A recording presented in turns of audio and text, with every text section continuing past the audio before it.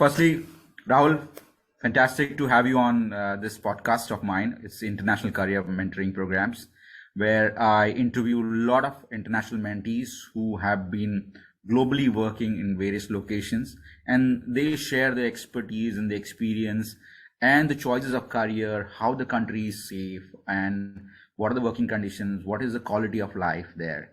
So just to get the gist of it, that's what I would start with. But I want to know your first thing is your journey in your career from India to New Zealand. How was it and how you started with? So go ahead, Rahul.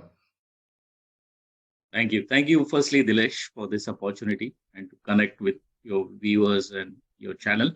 And I hope they get some value out of sharing my experience. So I finished hotel management with you, as you know, 2006. I migrated to New Zealand. Um, Prior to that, I worked in Middle East. I was with Taj Blue Diamond, restaurant manager. But whenever you migrate to a new country, again, you have to start from scratch. That's something people should know. And uh, just to get the experience of culture, the way things are done, because it's a totally different world. So that was a bit of a challenge for initial few months, uh, getting used to New Zealand, even though being studied in convent, but still to pick up that accent or to understand that accent quickly in our day-to-day life. So it was right from that grassroots level, beginning. Beginnings were small. I worked with a couple of fast food industries. Pizza Hut was one. And those days, immigration was really simple, like because we had some work experience under our belt with good companies. So I was falling short of just few points, and the only condition I had was to find a full-time job in any industry. Uh, of course, I chose to stick to what I know. Work with Pizza Hut. They supported my residency at bank. Was I think 3 months, 4 months. It done. After that, I ventured into hotels over here. Uh, Started off with a big group called Sky City Entertainment Group. They've seen iconic Sky Tower, which is an Yeah. hotel over there, casino, about 16 restaurants, 13 bars, casino, the full full shebang. Uh, I worked there. Then I went to another hotel. It was a chain of boutique hotels. Uh, I worked in Auckland, and then I was at Air New Zealand Guru Lounge. I worked there for about 8 years. Air New Zealand Guru Lounge, and I used to run three different lounges. Lounge, one more the domestic lounge, and the regional. So, yes. Then I got into teaching. But again, in the past 10, 15 years that I've worked in New Zealand has changed quite a lot, again, as the whole world has. So the conditions that I worked in those times were totally different as compared to us industry has gone. But again, New Zealand, I would say, is not for big money, big dollars. Of course, as compared to India, it's a little better. I think it's sitting fluctuates between 45 to 50 dollars. And I remember back then it was 24 and 26 and so great. That $1 gives us 20, 25 something. It's double. Basic pay rate today in New Zealand is $21 an hour. So it's paid in hours basically. Most of the staff in hospitality is paid by the hour, and not only the executives, managers. They sign up a salaried contract, and then, as you know, there are like fixed working hours. So they still get paid the same. If they work for 40 hours, it's salary. If you work for 60, it's generally between the boss and the manager and its senior executive with the right, to compensate their work extra. But that can be done in a number of ways. Coming back to, so that I spoke about the salary pay structure. Hospitality again is not at the topmost ladder of pay scale in New Zealand, but right now what has happened is because of New Zealand hospitality used to depend a lot on overseas workers, not on working holiday visa. So basically, European countries, they issue working holiday visas for their students to see a country, work a few months in one city, and so on.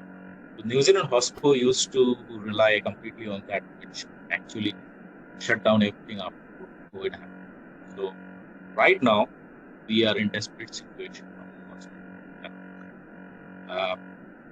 So what they've done now to fill that deficit quite quickly, they've started entertaining applications from overseas, and there are a number of new categories of visas which so you can go and check on the website. Okay. This is to fill in the gap of scarce hospitality staff. That's basically a beautiful country. If you are in love with outdoors, definitely should visit and should.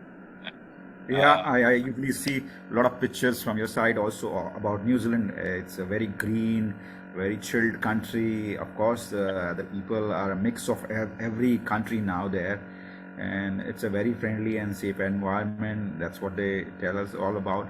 Uh, the tourism sector, I think, is quite a lot more developing now there, and of Right, course, right. that hospitality sector will develop. So I just want to ask you, Rahul. I know getting into that question mode.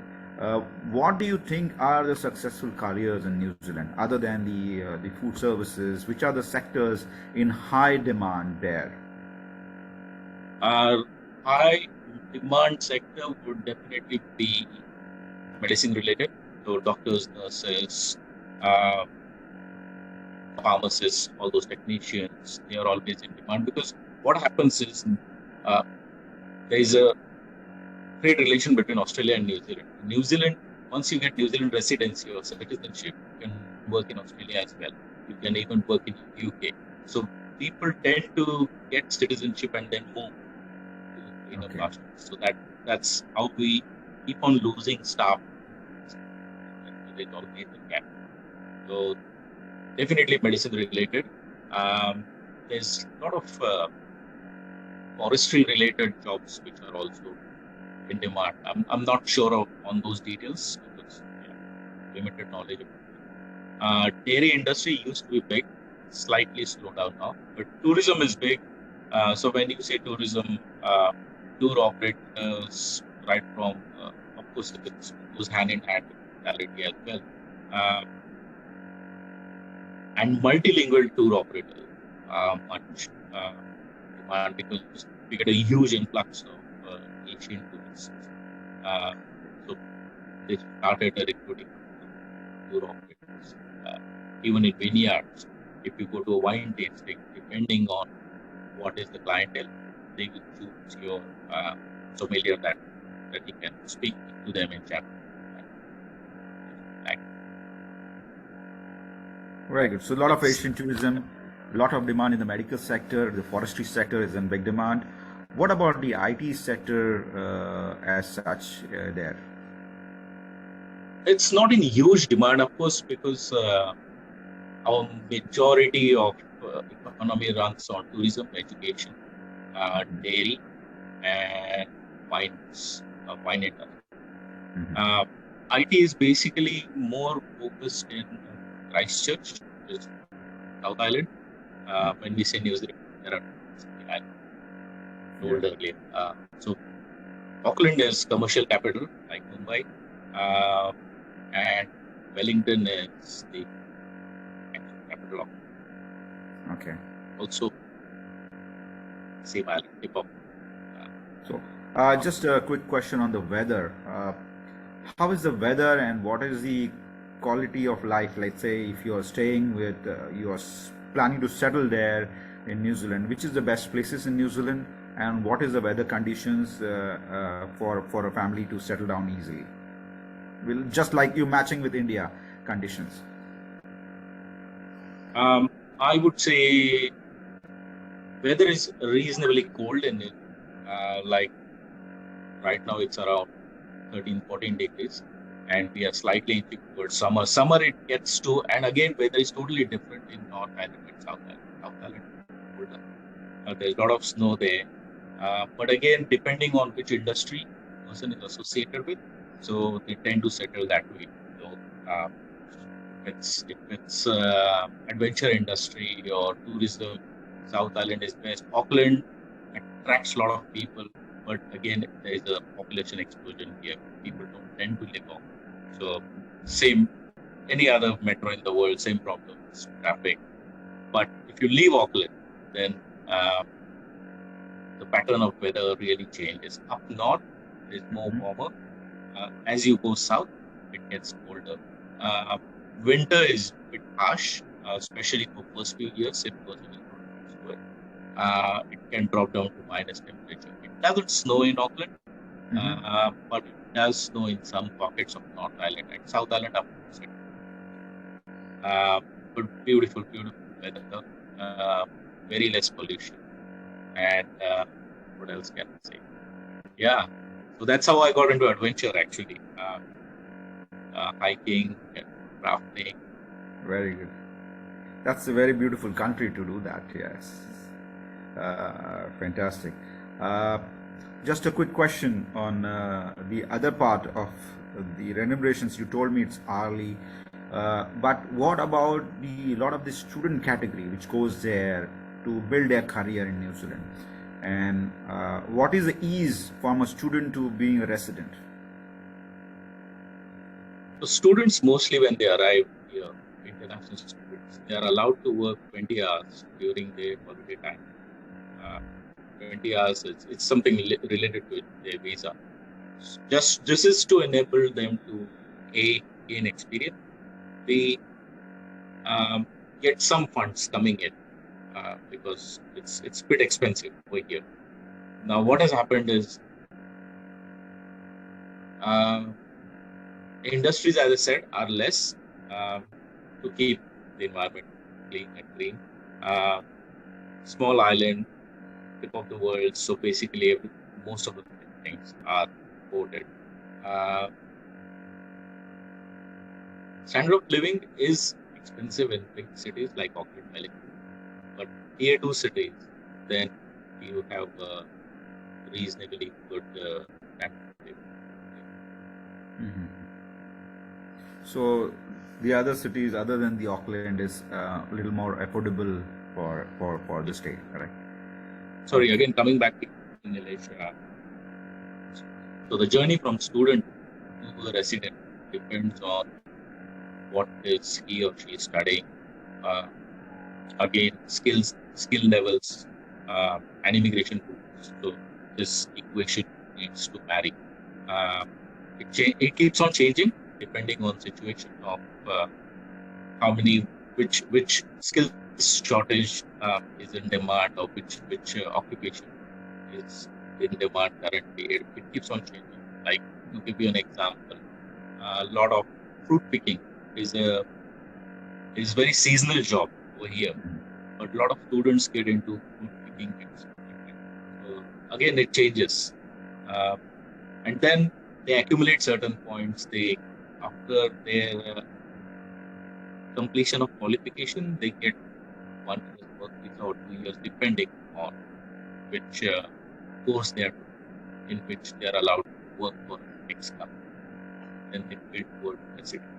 I don't have a lot of details about immigration, but generally this is So the as per the new norms, currently in 2022 onwards, what I would say, the immigration norms for anybody to settle in New Zealand is what terms? It's 5 years, 3 years you have to be in the country after your professional join in, what is the criteria and time frame? Like the US says 5 years or 7 years, 10 years now, you have to be in the US and then you get the green card, then you get the citizenship. It's the process. So what is the process there in New Zealand to make it easy for anybody, any nationalities to come in? Or is there any restriction on the nationalities? No, there is no restriction as of such that I'm aware of. But again, as I said, it depends on what occupation you are in, what course are you doing. I would say roughly anything between 3 years to 5 years should be that pathway looking at. So naturalization period is 3 to 5 years, same like Canada. Yes. Yes. Okay. Wonderful, wonderful. So great.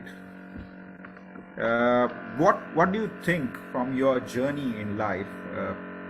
What you have taken and you've gone through this career. You've been in the hospitality industry. You've seen the other industries. What do you think is a remarkable thing which you would advise any career aspirant, or which would make a difference in their career to choose?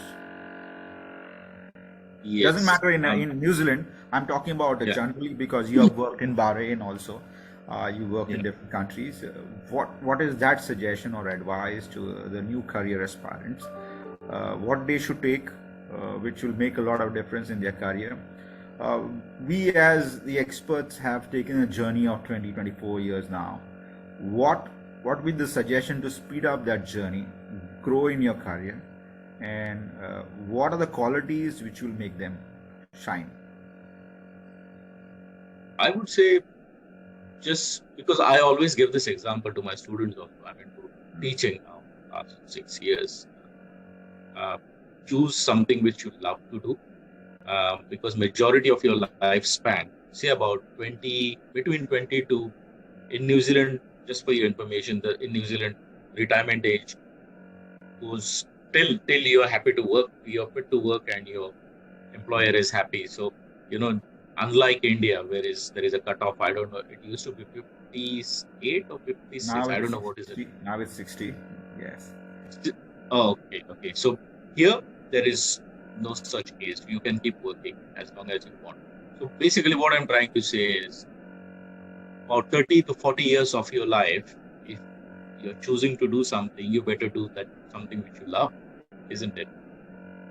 So that it doesn't feel like, okay, another day to work, and you should be excited about it. Fantastic. So it doesn't matter which stream you choose,